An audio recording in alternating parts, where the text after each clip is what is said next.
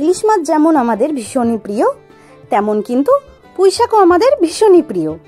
আজকে আমি আপনাদের সাথে শেয়ার করব একদম সাবেকি পদ্ধতিতে বাঙালির অতি প্রিয় ইলিশ মাছের মাথা দিয়ে পুঁই ছ্যাঁচড়া অথবা পুঁইশাকের চচ্চড়ির রেসিপি। তার আগে বলে রাখি, শাশুড়ির হাতে রকমারি রান্নায় আপনাদের সবাইকে স্বাগত।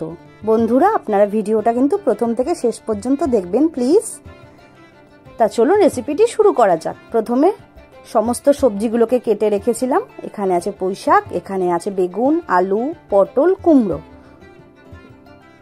এখানে নিয়েছি পুঁইশাকের ডাটা বা ডাটি, আর এখানে নিয়েছি গাঠি কচুটাকে কেটে নিয়েছি। এখানে ইলিশ মাছের মাথার ওপরে দিয়ে দিয়েছিলাম লবণ আর হলুদ। এরপর গ্যাস অন করে কড়াই বসিয়ে দিয়েছি। কড়াই গরম হয়ে গেলে দিয়ে দেব সর্ষের তেল। তেলটা গরম হতে হতে এখানে ইলিশ মাছের মাথাটাকে লবণ আর হলুদ দিয়ে মাখিয়ে নিয়েছি। এদিকে তেলও গরম হয়ে গেছে। তেলের মধ্যে দিয়ে দিয়েছি কালো জিরে ফোড়ন। এরপর মাছের মাথাগুলোকে ভেজে নেব। একদম হালকাভাবে ভেজেই তুলে নেব।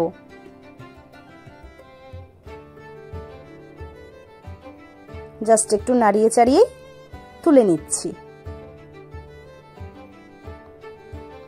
এরপর পুঁইশাকের ডাঁটা আর এই গাঠি কচুটাকে দিয়ে দিচ্ছি।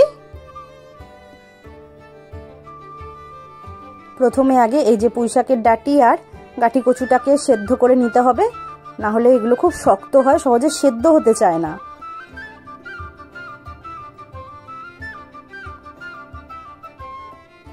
এরপর একটু ঢেকে দেব। প্রায় 5 মিনিটের জন্য ঢেকে দিয়েছিলাম।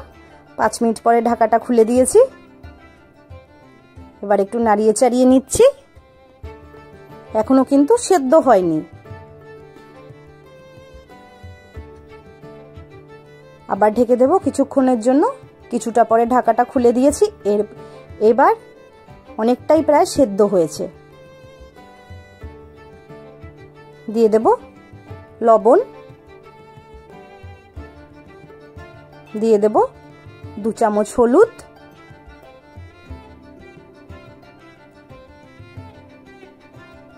এরপর বাদবাকি সবজিগুলোকে দিয়ে দিচ্ছি।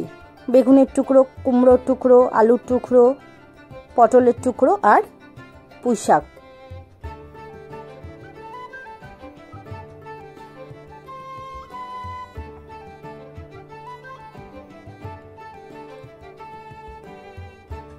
ভালোভাবে নাড়িয়ে চাড়িয়ে নিচ্ছি সমস্ত উপকরণগুলোকে।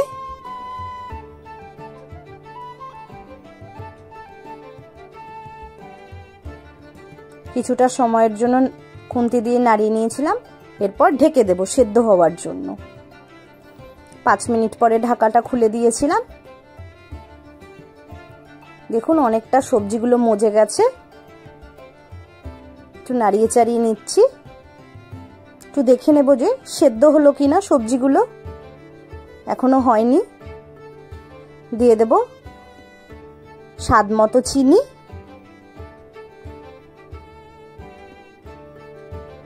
দিয়ে দেব কাঁচা লঙ্কা। একটু নাড়িয়ে চাড়িয়ে নিচ্ছি।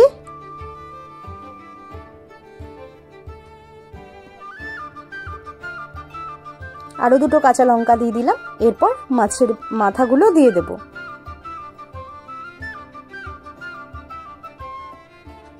দিয়ে দেব ছোট গ্লাসের 1 গ্লাস জল দিয়ে দেব, যাতে সবজিগুলো একটু সেদ্ধ হয়ে যায়।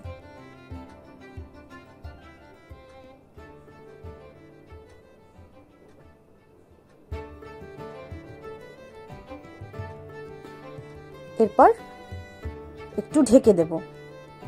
কিছুটা পরে ঢাকাটা খুলে নিয়েছি। সবজিগুলো মোটামুটি সেদ্ধ হয়েই গেছে প্রায়। দেখে নিচ্ছি একটু খুন্তি দিয়ে। হ্যাঁ, সেদ্ধ হয়েই গেছে। এরপর কিছুটা সময় নাড়িয়ে চাড়িয়ে নিচ্ছি।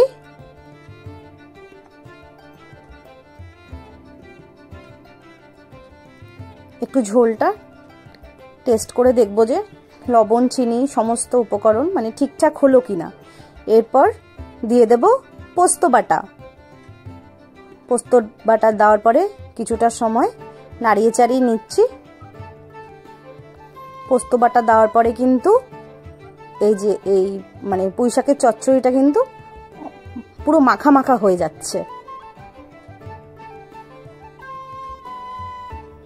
আর একটু সামান্য চিনি দিয়ে দিয়েছি। দিয়ে দেব আর একটু লবণ। লবণটা একটু কম হয়েছিল তখন, তাই আবার আরেকটু লবণ দিতে হলো। পুঁই শাক কিন্তু আমাদের একদমই রেডি। কালারটাও দারুণ এসছে বন্ধুরা, সামনে এনে একটু দেখালাম। রান্না কমপ্লিট, একটা বাটিতে নামিয়ে নিচ্ছি। ইলিশ মাছের মাথা দিয়ে এই পুঁই ছেঁচড়া অথবা পুঁই শাকের চচ্চড়ি রেসিপিটি যদি আপনাদের ভালো লেগে থাকে তাহলে আমাদের চ্যানেলটিকে সাবস্ক্রাইব করে দেবেন, লাইক করে দেবেন আর কমেন্ট করে দেবেন। দেখা হবে নতুন কোনো রেসিপি নিয়ে।